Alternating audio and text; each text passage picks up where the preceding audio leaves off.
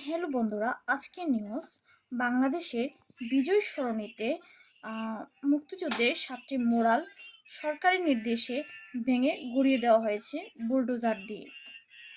এই 7টি মোরাল 1971 সালে মহান মুক্তিযুদ্ধ, বাঙালির সংগ্রাম, লড়াই, বিজয়গাথা 1952 সালের ভাষা আন্দোলন নিয়ে করা হয়েছিল, যাতে ইতিহাসের পাতায় স্মৃতি হয়ে থাকে, যাতে আমাদের নতুন প্রজন্ম বাংলাদেশের মুক্তিযুদ্ধের ইতিহাস এবং ঐতিহ্য সম্পর্কে জানতে পারে।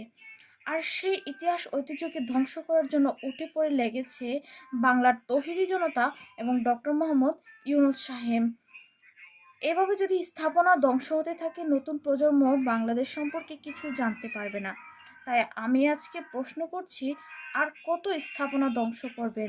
এভাবে যদি স্থাপনা ধ্বংস হতে থাকে, বাংলাদেশের অর্থনীতিও ধ্বংসের দ্বার প্রান্তে গিয়ে পৌঁছে দাঁড়িয়েছে।